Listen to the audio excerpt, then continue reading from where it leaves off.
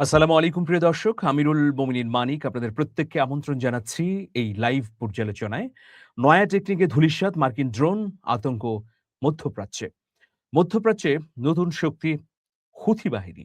আপনারা এর গৌরবদীপ্ত নানা ধরনের কর্মকাণ্ড দেখেছেন বা প্রতিরোধকামী সংগঠন হিসেবে ইতোমধ্যেই হুথিরা ব্যাপক ভূমিকা পালন করেছে বা ব্যাপক জনপ্রিয় হয়ে উঠেছে।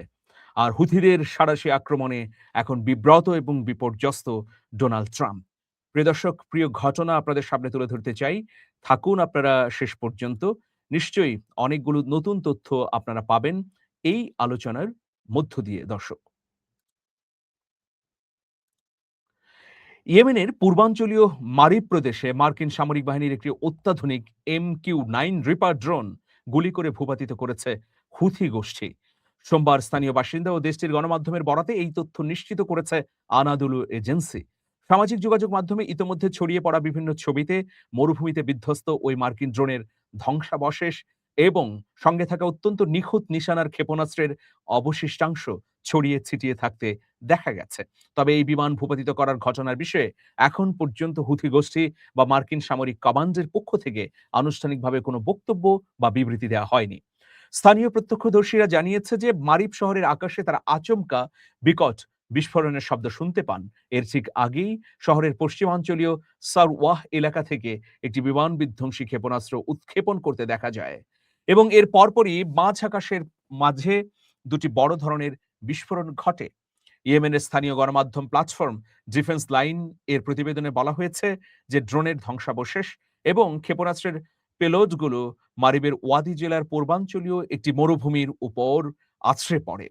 ডিফেন্স লাইনের সামরিক বিশ্লেষকরা সামাজিক যোগাযোগ মাধ্যমে ছড়িয়ে থাকা ছবিগুলো পরীক্ষা করে জানিয়েছেন যে ড্রোনের ধ্বংসাবশেষের সঙ্গে অন্তত দুটি AGM-114R9X, যা আন্তর্জাতিকভাবে নিনজা মিসাইল নামে পরিচিত, তার অবশিষ্টাংশ পাওয়া গেছে। এই নিনজা মিসাইলটি মূলত নিখুঁত ও সুনির্দিষ্ট লক্ষ্যবস্তুতে আঘাত হানার জন্য বিশেষভাবে তৈরি মার্কিন হেলফায়ার আকাশ থেকে ভূমিতে নিক্ষেপণযোগ্য ক্ষেপণাস্ত্রের একটি অত্যাধুনিক এবং পরিবর্তিত সংস্করণ। প্রাপ্ত ধ্বংসাবশেষের ধরন দেখে সামরিক বিশেষজ্ঞরা নিশ্চিত করেছেন যে ভূপাতিত হওয়া এই চালকবিহীন বিমানটি যুক্তরাষ্ট্রের নৌবা বিমান বাহিনীর অত্যন্ত ব্যয়বহুল একটি MQ-9 রিপার ড্রোন। উল্লেখ্য, মার্কিন যুক্তরাষ্ট্র সাধারণত ইয়েমেনে তাদের বিভিন্ন ধরনের কাউন্টার টেরোরিজম বা সন্ত্রাস বিরোধী, তাদের ভাষায়, অভিযান এবং কৌশলগত নজরদারি কার্যক্রম পরিচালনার জন্য MQ-9 রিপার ড্রোন ব্যবহার করে থাকে। কিন্তু কি ভাগ্যের নির্মম পরিহাস, আমরা দেখলাম যে এই ড্রোন এখন একের পর এক ভূপাতিত হচ্ছে। তো এই ড্রোনগুলো কেন কার্যকরভাবে মধ্যপ্রাচ্যে প্রতিরোধ কামী সংগঠনগুলোর উপর হামলা করতে পারছে না? এর কারণ কি? মার্কিন যুক্তরাষ্ট্র এতদিন তো নিজেদেরকে সুপার পাওয়ার বা অপ্রতিদ্বন্দ্বী সামরিক শক্তি হিসেবে দাবি করে এসেছে। কিন্তু আমরা মধ্যপ্রাচ্যে তাদের যে ভয়াবহ পরাজয়, সেটি দেখে এখন তো আর এটি বলতে পারি না যে পৃথিবীর নাম্বার 1 পরাশক্তি হচ্ছে মার্কিন যুক্তরাষ্ট্র।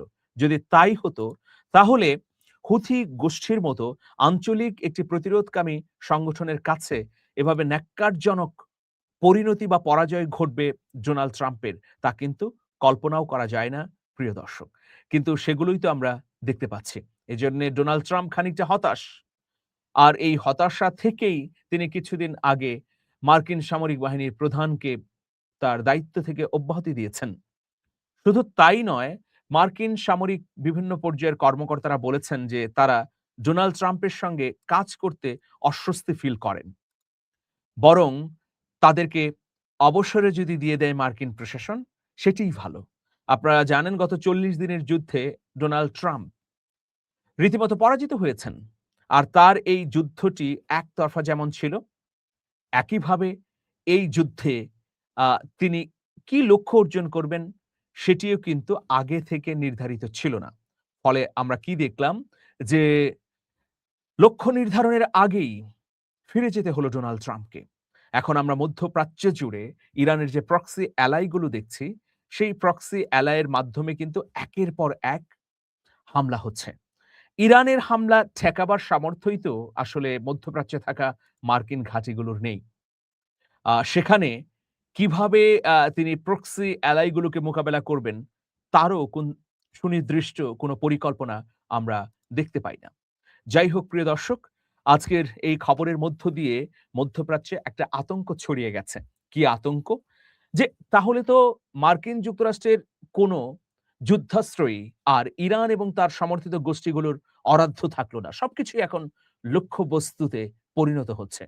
তো তাহলে মার্কিন যুক্তরাষ্ট্র এতদিন ধরে যে প্রতিশ্রুতি দিয়েছিল যে তারা মধ্যপ্রাচ্যকে সুরক্ষা দেবে, নিরাপত্তা দেবে, সেই জন্যই তো ঘাঁটি তৈরি করতে দেয়া হয়েছিল। কোথায় সেই নিরাপত্তা, কোথায় সেই সুরক্ষা? সেই সুরক্ষা তো দিতেই পারল না। বরং নিজেদেরকেই তারা রক্ষা করতে পারল না।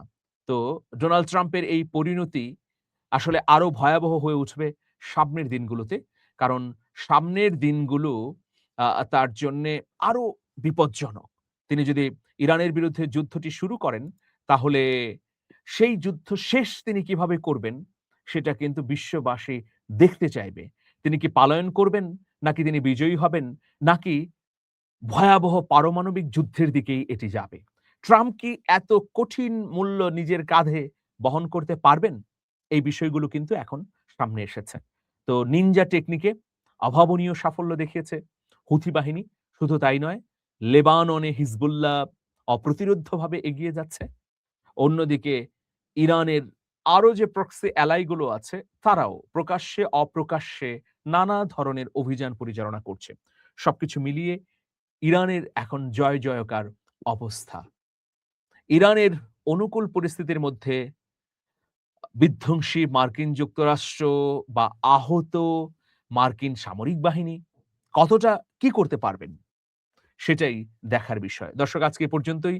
সবাই ভালো থাকুন। সবার জন্যে অনেক, অনেক শুভেচ্ছা। আল্লাহ হাফেজ।